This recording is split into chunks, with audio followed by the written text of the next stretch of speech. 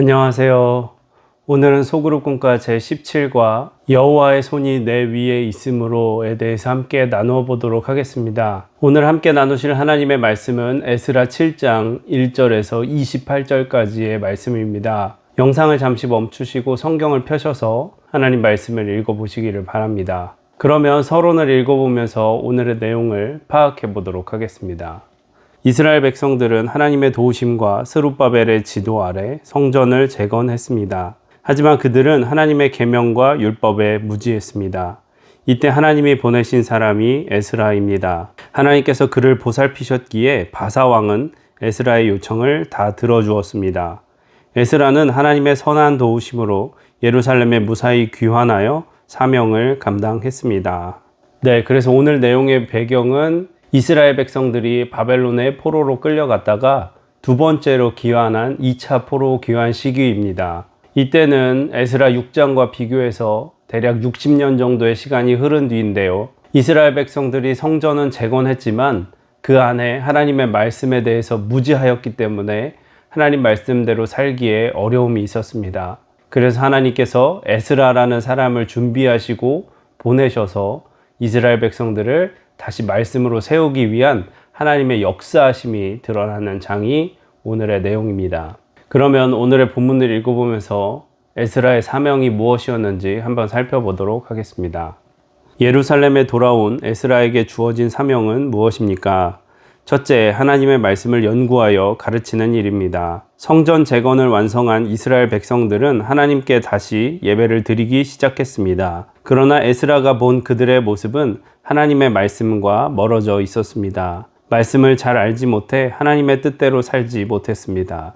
모세의 계시의 완전한 제사장이자 율법에 통달한 학자였던 에스라는 새로운 환경에 놓인 이스라엘을 위해 우선 하나님의 말씀을 가르치기로 결심했습니다. 하나님을 믿고 따르는 사람은 삶의 근본이 되는 하나님의 말씀과 떨어져 살 수 없습니다. 말씀 안에 머무를 때 하나님의 뜻을 따를 수 있습니다. 따라서 성도는 말씀을 배우는 일과 깨우친 바를 실천하는 일에 애써야 합니다. 나아가 가르치는 일에도 열심을 내야 합니다. 우리에게는 하나님과 동떨어져 사는 사람들에게 말씀을 가르치고 전해야 할 사명이 있습니다. 그래서 본문 10절을 보면 에스라가 이스라엘로 돌아가기로 결단했을 때 그에게는 세 가지 결단이 있었습니다. 그 결단은 첫 번째는 하나님의 말씀을 연구하는 일이었고요. 두 번째는 그 연구한 말씀을 준행하는 일이었습니다. 그리고 세 번째는 그 말씀을 가르치기로 결단하는 일이었습니다. 우리 그리스도인들에게 있어서 하나님의 말씀은 모든 믿음의 근본이 되는 귀중한 것입니다. 그렇기 때문에 우리는 말씀을 가까이 하고 그 말씀을 연구하며 그 말씀을 지키려고 애쓰고 또 기회가 될 때에 그 말씀을 가르치고 전해야 하는 사명이 우리에게 있음을 기억하셔야 됩니다. 하나님의 말씀으로 창조된 우리에게는 하나님의 말씀이 우리의 기준이고 근거이기 때문에 항상 말씀을 가까이 해야 믿음의 올바른 길을 살 수 있음을 기억하시는 저와 여러분이 되기를 부탁을 드립니다. 그러면 두 번째 문단을 읽어보도록 하겠습니다. 둘째, 하나님의 말씀을 지키게 하는 일입니다. 아닥사스다 왕은 조서를 내려 하나님을 섬기고자 예루살렘으로 돌아가길 원하는 사람들을 에스라와 함께 귀환하도록 했습니다. 왕은 에스라에게 하나님께 바칠 예물과 성전에서 필요한 물건들을 원하는 만큼 가져가도록 했습니다. 왕이 이런 내용의 조서를 내린 것은 하나님이 그의 마음을 감동시키셨기 때문입니다. 에스라는 성전 예배를 위해 제사장들과 레위인들과 노래하는 사람들과 일꾼들을 함께 데리고 갔습니다. 예루살렘에 도착한 에스라는 무엇보다 율법 교육에 힘을 쏟았습니다. 백성들에게 율법을 설명해 주면서 하나님의 말씀을 지켜 행할 것을 강권했습니다. 에스라가 강조했듯이 하나님의 피조물인 우리는 주의 말씀과 뜻을 바로 알고 지켜 행할 때 하나님의 백성으로서 온전하게 살 수 있습니다. 그래서 에스라는 하나님의 말씀인 율법을 가르치면서 그 말씀을 배울 뿐만 아니라 지키게 하는 것까지 강권했습니다. 우리가 성경 공부를 많이 하고 말씀을 많이 들어서 우리가 많이 아는 것도 참 중요하지만 그 아는 것을 실천해내고 지켜내는 것도 굉장히 중요합니다. 예수님 시대에 예수님께 많은 꾸중을 들었던 바리새인들의 문제가 무엇이었습니까? 그들은 하나님의 말씀을 많이 알고 또 가르칠 수 있었지만 그 말씀대로 살지 않은 것을 예수님이 지적하셨습니다. 그것을 예수님은 외식한다고 말씀하셨죠. 우리도 하나님의 말씀을 아는 만큼 그 말씀대로 살아내야 합니다.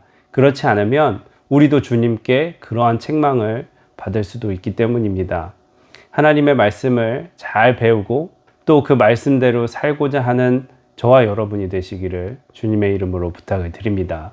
그러면 계속해서 세 번째 문단도 읽어보겠습니다.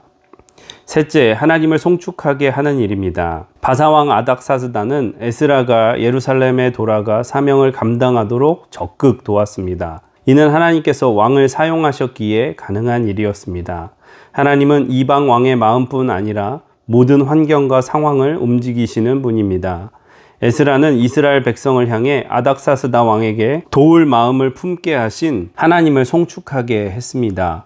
왕과 보좌관들과 권세 있는 고관들을 움직여 성전을 아름답게 하신 하나님의 은혜를 찬양했습니다. 여호와의 손에 도우심으로 에스라는 1800명의 백성과 함께 고국으로 돌아왔습니다. 여호와의 손은 자기 백성을 도우시며 은총을 베풀어 주시는 주님의 힘과 능력을 의미합니다. 우리는 하나님의 선한 손이 내게 임하도록 구원해 주시는 그 이름을 높이고 찬양해야 합니다. 네, 그래서 에스라는 본인이 바벨론에서 귀환하여서 이스라엘 백성들에게 하나님 말씀을 가르치고 또 그것을 지키게 할 수 있게까지 모든 것이 하나님의 도우심의 손길이 있었음을 알고 있었습니다. 그래서 그것을 알고 있을 뿐만 아니라 백성들과 함께 그것으로 인하여 하나님께 감사하고 찬양하도록 적극 권면했습니다.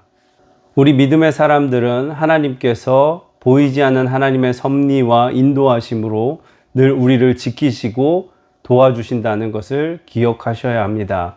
그래서 우리가 뒤를 돌아보았을 때 하나님의 도우심을 경험하고 하나님께서 함께 하셨음을 깨달았다면 우리가 늘 주님을 찬양하고 송축하고 감사할 수 있는 우리 신앙의 삶이 되어야 될 줄로 믿습니다. 네, 이렇게 해서 본론의 내용을 다 살펴보았고요. 결론을 읽어보도록 하겠습니다. 예루살렘으로 돌아온 에스라는 가장 먼저 말씀 가르치기에 힘을 쏟았습니다. 신앙 부흥은 곧 말씀의 부흥입니다. 말씀을 배우고 지키고 가르치는 일은 믿음의 길에 선 성도의 마땅한 책임입니다. 이 책임을 다하도록 주님의 선한 손의 도우심을 구해야 합니다. 그렇게 말씀에 순종하는 자녀들에게 하나님은 넘치는 복을 주십니다. 네, 이렇게 해서 소그룹 공과 제17과 여호와의 손이 내 위에 있음으로에 대해서 함께 나누어 보았고요. 묵상 질문과 삶에 적용하기를 천천히 읽어보시기를 바랍니다.